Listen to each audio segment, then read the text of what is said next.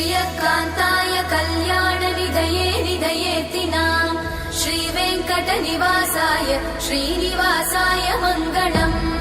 Lakshmi सविभ्रमालोक सुभ्रूविभ्रमचक्षुषे